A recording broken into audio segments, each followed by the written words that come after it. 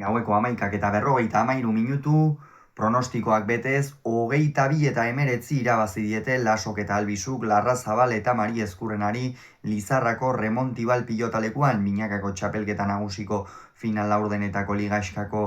10. jardunaldiko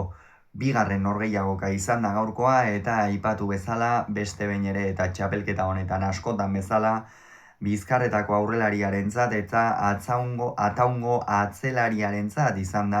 norgehiagoka. Gogora ezagun aurreko jardunaldian Lasok eta Albisuk erraz irabazi zietela Gasteizko eta pilotalekuan Jaka eta Iztuetari, eta Larrazabalek eta Mari Ezkurrenak ere irabazi egin zieten Etxebarrin Artola ordezkatu zuen Peñari eta Imazi. Honen bestez, bibikoteak dinamika honean iritsi dira gaurko norgehiagoka honetara, eta batez ere Unai Laso hasi da musika jotzen,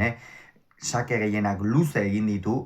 eta horretatik hasi da, hau da, Unai Lasok erakustaldi eman du, baina dena saketik hasi da. Sakeak luze egin ditu, arro, Jon Mari Ezkurrena ia errebotean itxatxiz, eta hartara Iker Larrazabali ere hain boteretsua duen bolea hori kenduz,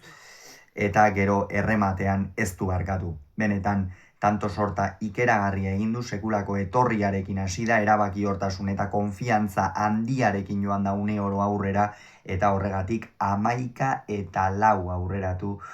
dira, esan hasiera aparta eman diote, 12 eta 7 iritsi dira lehen etenaldira, baina egia da bestalde Larrazabal jokatzeko zegoela ikusten zen, eta Larrazabalek ere partida bikaina, partida handia jokatu du. Egia da, Jon Mari Ezkurrenak atzean ez duela espero zen nagusitasunik erakutsi, Jon Ander Albisuk beste behin ere partida bikaina jokatu du, aurrean astintzeko aukera zuenean astindu, eta atzean kendu behar zuenean kendu, beste behin ere lan aparta egin du ataungo atzelariak, eta hori kantxan islatu da. Hala ere, Iker Larrazabalek egin duen gorakada aipagarria da, Hasieran konfiantza faltarekin hasi zen, ematen zuen, behar bada lehen maila oraindik ere handi xamar geratuko zitzaiola titular moduan aritzeko, baina azken aste hauetan pixkanaka konfiantza hartzen joan denean, gora egin du bere mailak, askoz ere erabaki hortasun handiagoarekin ari jokatzen Amurrioko aurrelaria, sakearekin ere etekina ateraz, pilota gehiago luzatuz, Mari Ezkurrenarekin ere nik uste pixkanaka bikotea hobeto osatzen ari direla biak alabiak, eta horregatik eman dute gorakada, eta gaurkoan ere maila oso ona eman dute. Gertatzen dena hori Unai Laso aparteko maila ematen ari da, txapelketa osoan zehar, ikeragarri jokatzen ari da ataungo Bizkarretako aurrelaria, eta gaurkoan beste erakustaldi bat eman du, eta hori une batean ere jokoan asko ezin sartu zibili dela, hor hurbildu dira, 18 eta 14 iritsi dira bigarren etenaldira, eta hor hurbildu dira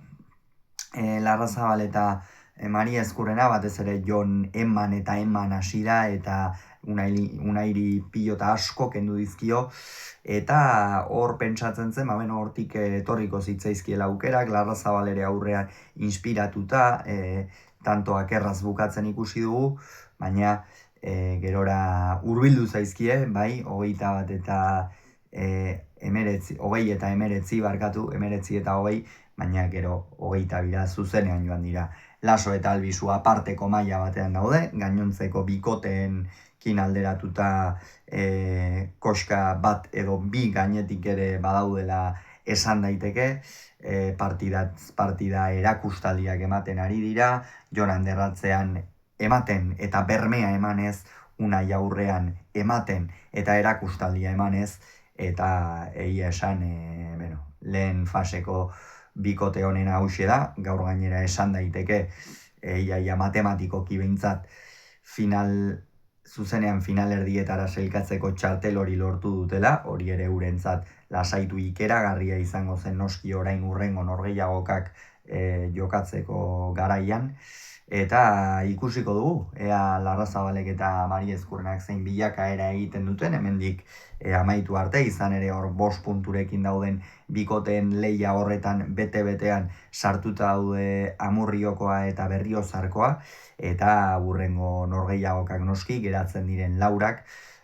funtsezkoak izango dira eurentzat. Gogora ezagun beraz, Larrazabalek, une honetan Lasok eta Albisuk 9 puntu dituzte, Larrazabalek eta Mari Ezkurrenak 5, eta gogoratu, Lasok eta Albisuk 22, Larrazabalek eta Mari Ezkurrenak 19, Lizarran.